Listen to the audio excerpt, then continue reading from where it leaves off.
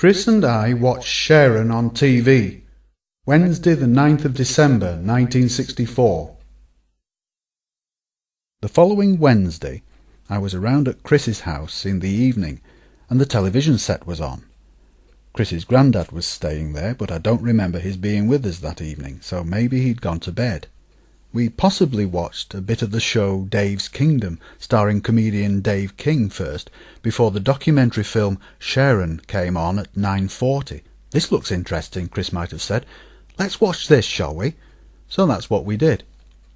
We can't remember much about the programme, except that at the start... Since I first made this recording, I've obtained a copy of the film Sharon.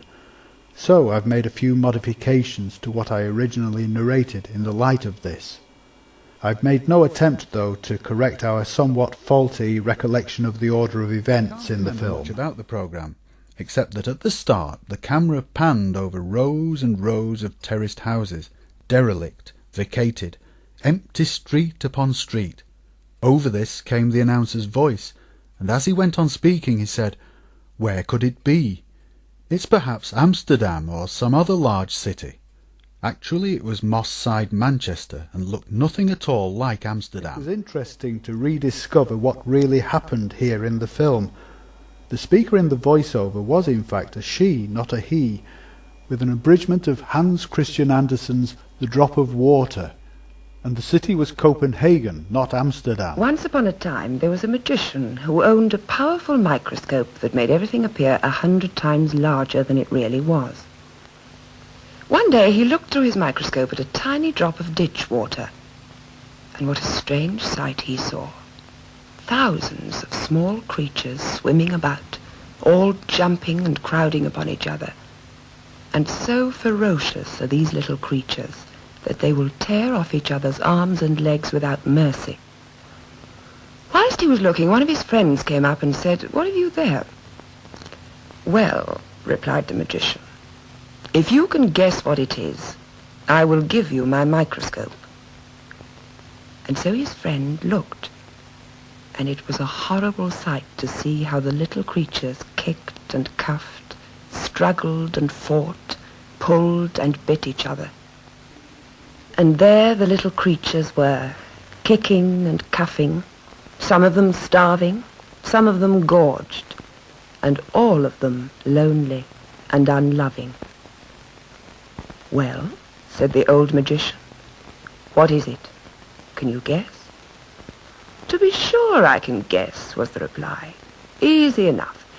It is either Copenhagen or some other large city. I don't know which, for they're all alike. It is some large city." What happened next is not remembered. The camera may have zoomed in onto the church, a blackened structure situated not far from all this dereliction and waste. Then there may have been shots of the interior of the church, where a joyful and exuberant congregation made up of both black and white people was singing a jazzy song with hand clapping and the sound of tambourines. This seemed very strange to me. It was totally unlike my experience of quiet churches and sedate hymn singing. All right, we'll have it once more. Go on, Jesus.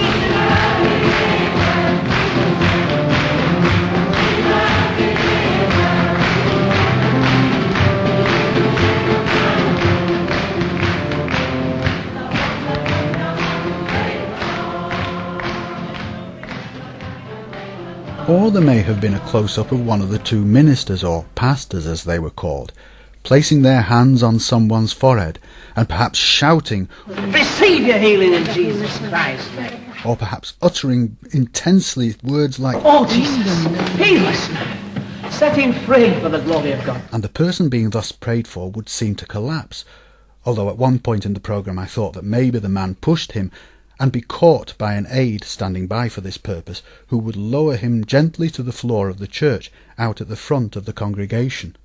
As the singing surprised me as being unchurch-like, so did these men, Pastors Barrett and Williams.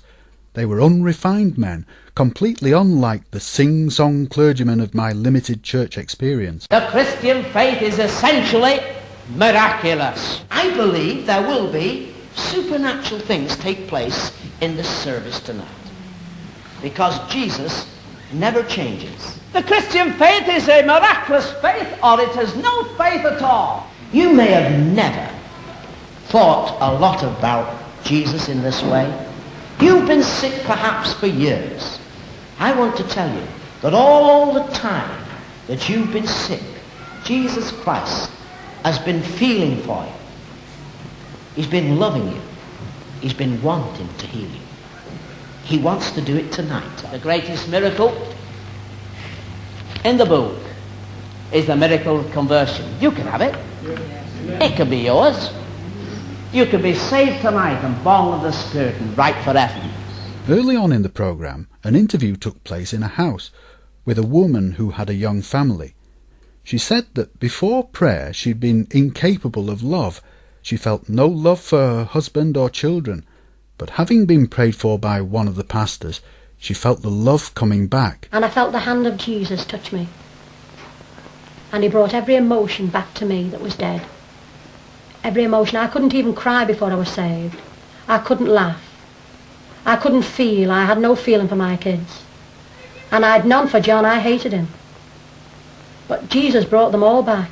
Chris recalls a scene where an unidentified girl in her teens, actually this was Joan Margerison, but we didn't know that at the time, of course, was setting a table, laying out knives and forks and singing ostensibly to herself, "Only believe." Only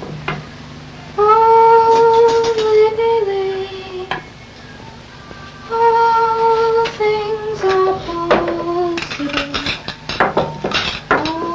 Only believe. All things are possible. Only believe. This song was taken up by the congregation during shots inside the church, and I thought that the warbling, emotion-filled voices sounded a bit weird.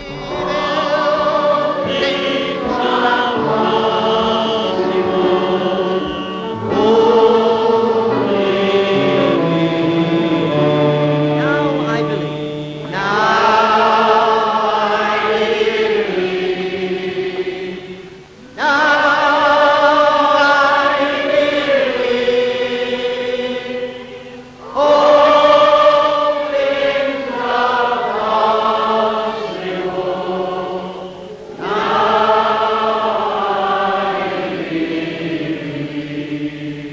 I remember at one point there was a woman lying there on the floor sobbing, I can see. I didn't have time to watch much of the programme at Chris's house because I had to be home by 10 o'clock. At that time I used to claim that I suffered from claustrophobia. It was a pretty sounding illness to gain the attention of my peers with. And when I used to go down the narrow passages between Fleetwood Road, on which I lived, and Aintree Road, and between Aintree Road and Ascot Road, on which Chris lived, I used to get all panicky and start imagining that the hedge on one side and the tall wooden fence on the other were closing in on me, and I used to have to run to get out of these alleys quickly. However, when I left Chris's house after seeing only perhaps 10 or 12 minutes of the programme, I decided to try this faith thing that Pastors Barrett and Williams were advocating. At this time, God was not real to me. He was just a subject for idle discussion and speculation, and what prayers I had addressed to him in the past had just seemed to disappear into thin air. But I decided anyhow to try a tentative prayer to this God who, to my mind, might or might not be there. And when I had done this, I walked calmly down the alleys, all the way down that dark, narrow path from Ascot Road to Fleetwood Road, with no difficulty. I think my mum and dad, and our Steve, must have been out when I got home. I seem to recall having to turn the television set on to see the rest of the programme, the last 25 minutes or so, and don't remember having to give any explanation about what programme I was watching. So it was that in a non-committal way I sort of gave credence to what the programme had to say. Non-committal, I didn't instantly reach up to the shelf and seize my New English Bible New Testament, almost unopened since I was awarded it as first prize in Pop Robinson's class at primary school, and sort of, I didn't experience any kind of decisive conversion. God was still, as far as I conceived him, remote and unreal. After I'd gone, the Fido crowd, Chris's mum and dad, arrived home. The programme attracted their attention, and they sat down and watched the last 5 minutes before taking their coats off. When it was over, Chris commented, "That was good, wasn't it?" But his mum seemed sceptical. "Yes," she said, "if you can rely on it being true. You don't know if it's true, do you?"